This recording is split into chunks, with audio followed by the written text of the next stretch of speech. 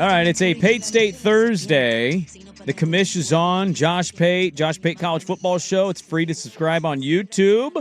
Get him to his goal. He's going to take over the world if he hasn't already. He's on Twitter at Josh Pate, CFB, and on Instagram as well, where you get all behind-the-scenes access looks at where he goes every weekend, what he's posting, his Friday night picks. Like, he's got Friday night lines, I should say, to be proper there. And he's taken over the world. He threw a grenade last night. He did. That exploded, and we'll get to that. But look, Pate, you are a football sicko. It's why we love you. It's why we consume your content, and it's part of what we love about this interview. You're a football sicko. I want you to tell me, be in the trust tree with us, where does a really well-executed punt land for it makes it move for Josh Pate in the football bingo card? Let's say, how close to the corner is it, first off? Let's say it pins, it rolls out right at the corner. Oh.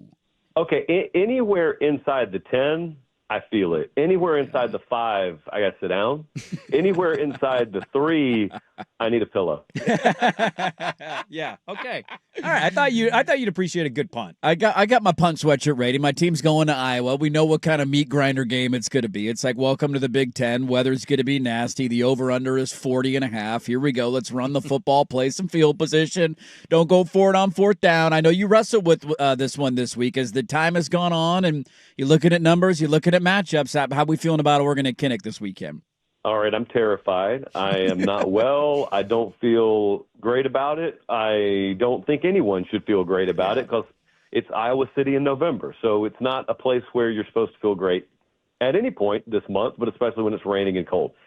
So I tried to do the reverse psychology thing all week for the sake of Oregon, and I tried to emphasize that. And I tried to talk about how much this is going to be Iowa's game, and you got to go play Iowa's game better than they do. I was talking to Will and Taylor on their show yesterday. I said, hey, this isn't a street race. This is a dirt track game. You got to bring your dirt track car. Don't try and bring a street car into the dirt track. And so you're just trying to push every button possible on a Dan Lanning team to where you, number one, you make it into the hype video for the greater good of the program. And number two, you make them realize that, hey, we lead the country in explosive runs. That's us. Now, the flip side of that coin is Iowa's given up one of those all year. But there are a couple of those games this weekend. Brigham Young, Texas Tech's another one where one team's strength matches up with the other team's strength, and that's why we play the games. We find out who bends and who leans, and that's how you make it where you want to make it. So I leaned Oregon to win it, but I think even a win – it just looks pretty hideous this weekend. Yeah. Kind of a two-parter for you. You've been to Kinnick before. Like, they've had some massive games there. They're on a losing streak right now against ranked teams, but they're always in these, ugly-ish kind of football game fights, and they're just like a play away from potentially snapping that kind of streak. One, what is the temperature on Kirk Ferentz? He's one of the is he the longest or the second longest tenured coach in college football? He's amazing. Been there since '99. What is the temperature, you think, with Iowa fans on Kirk Ferentz as the coach? And, when you look at these kinds of games, I think we get more hyped about the idea of the game than we are actually excited to watch what these games largely become, 13-10, 17-14. Where are you at on that? I think the second point is very sound. I've never thought about it that way. I especially think you're describing the general public on that front. Yeah. And the way you always know that is when they talk about hyping the game up so much, ask them to name you, 3 of the key players for the opposing team. And they can't, which makes you realize, wait, they haven't really broken the game down at all. They don't really know a whole lot about the opponent. They just kind of know in the abstract, ooh, it's Iowa. They play really good defense. Ooh, it's Kinnick Stadium. That place is hard to play in. Ooh, it's going to be raining and cold, which is fine because it is a TV product after all. As far as Ferentz, I think the exit door he would hit would just be retirement, and I wait for it every year. So I wonder, if they were to go out this year with a good win, like if they were to get some signature win like this would be, I wonder if he's kind of waiting on that, or I wonder if he doesn't think that way at all. But I've waited for the announcement every winter for the past 5 or so winters, and it hasn't come. I just kind of think they are what they are for the time being under him. Yeah, I feel like him and Kyle Whittingham are very similar in that regard of like, just it's only a matter of time. I'm not quite sure what they're waiting for, but it feels like every offseason we're on. Are they retiring watch? And it's not going to go away anytime soon. Now, you threw a grenade yesterday that I got to ask about because we know the coaching carousel has been chaos, and we've as a show have tried to lean more into like all of that stuff will settle itself. Let's talk more football. But when you throw a grenade like you threw, we got to follow up on it.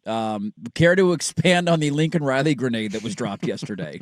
Yeah, there's just some noise about Lincoln behind the scenes, and it's not anything I've talked to him about. I promise you that.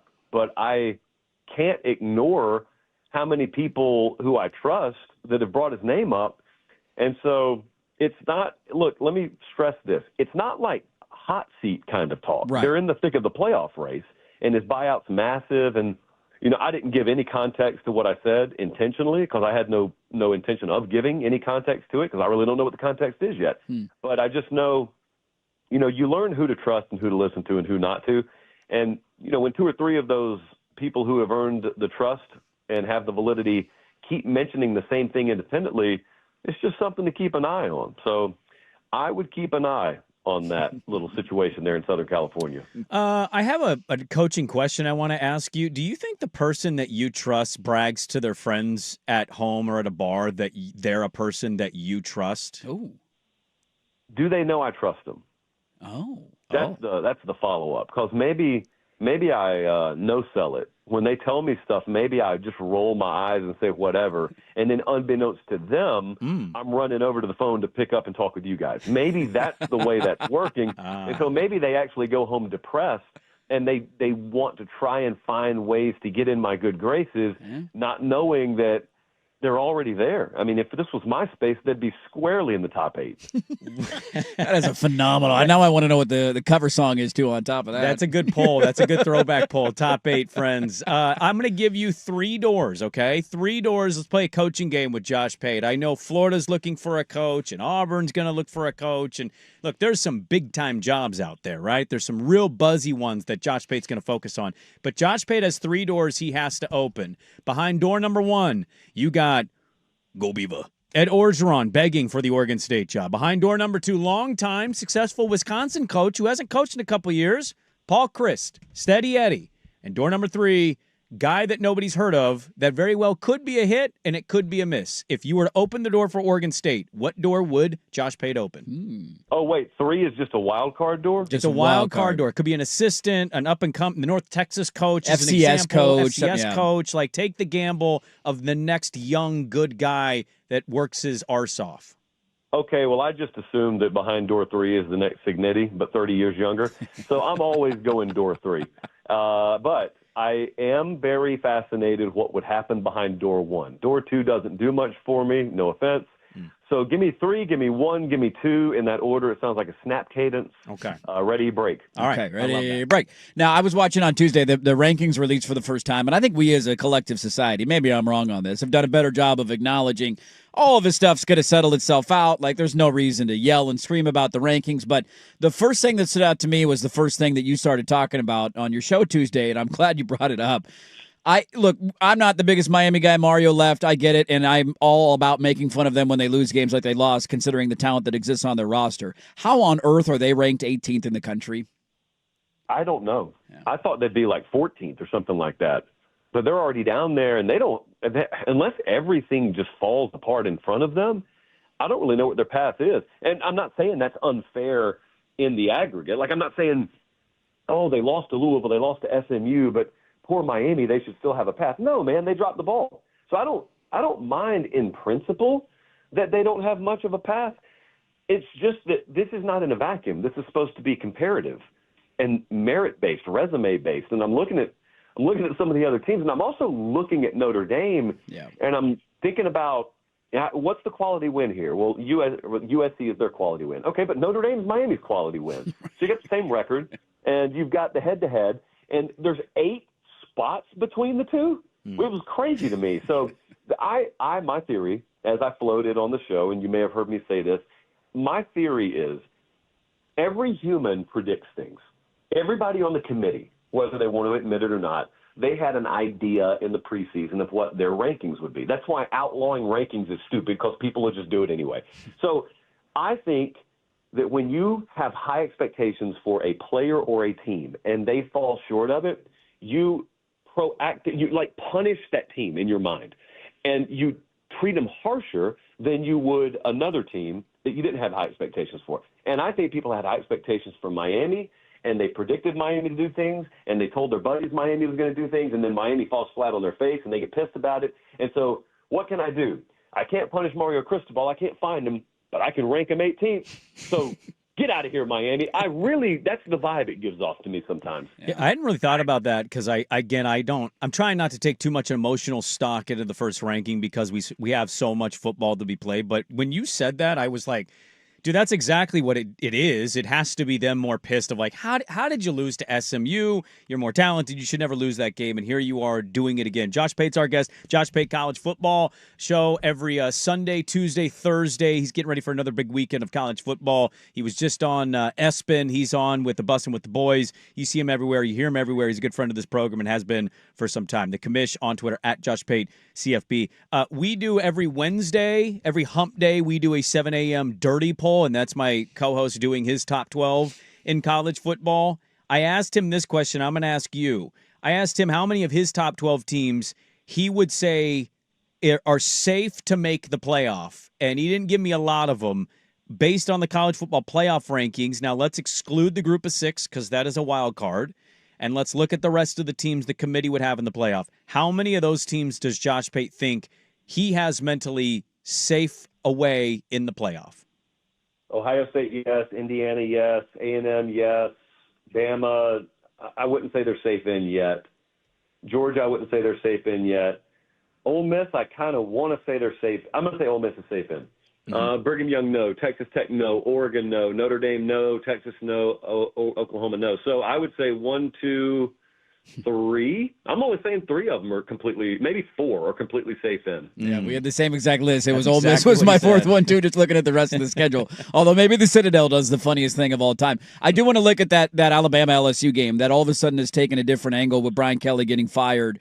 And do we get the fire coach boost? We remember how embarrassing it was in Baton Rouge last year. Alabama's been rolling, but then they, got a kind of escaped one in South Carolina, if you will, coming off a bye. Both teams are just, where are we at on that? Line's 9.5. How are we feeling about Bama LSU?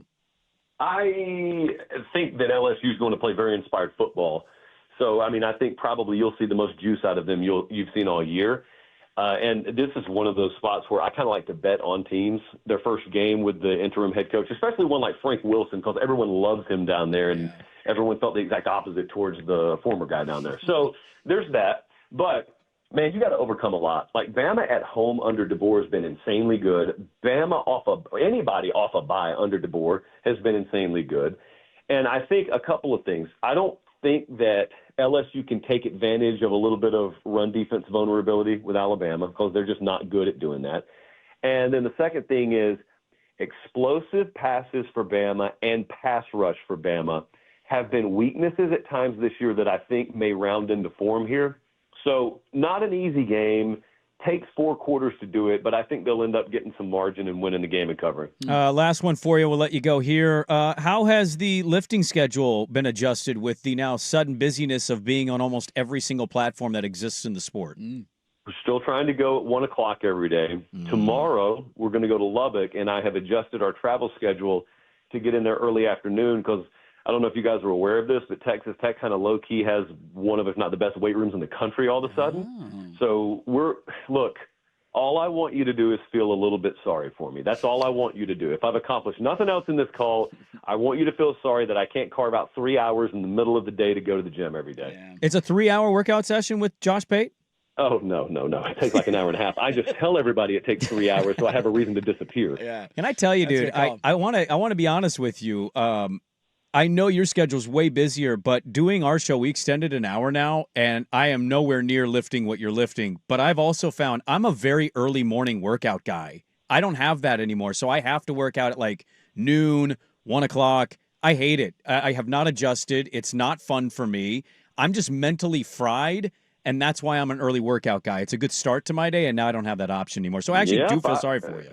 I remember coming on the show a couple of months ago. Everyone's all jazzed up about the fourth hour, and then I told you guys, hit me back in 3 months. Yep. And here we are 3 months later, and it sounds like basically a death march for the final 60 minutes. It's not great, dude. My workouts have been cut, and I'm eating Captain Crunch at 1:30 p.m. It's a disaster. Nothing makes sense anymore, man. Nothing does. You know what does? Josh Pate and Yes, Josh Pate's College Football Show every Sunday, Tuesday, tonight a new episode on Thursday, and he gets ready to go on the road for another great weekend of college football. Thank you so much, Pate. We always appreciate it.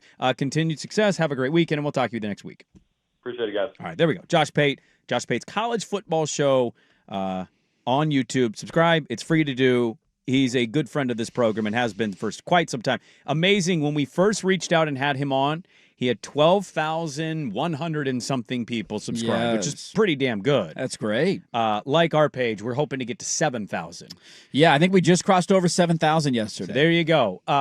He is on his way to 500,000. That's pretty good. So think about our relationship with Josh Pate in that time of when we first had him to where he's at now.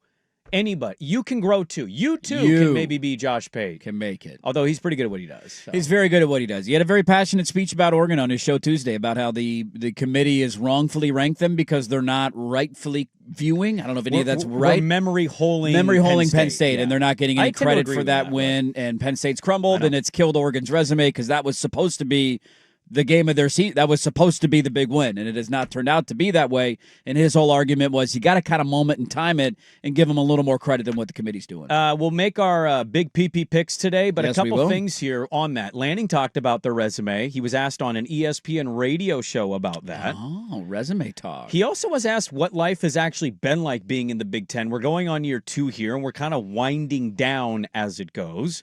Interesting note on his door number 3 would be his first option for Oregon State. I think that'd be my vote too. And then Orgeron 2, and then Paul Christ is his third choice.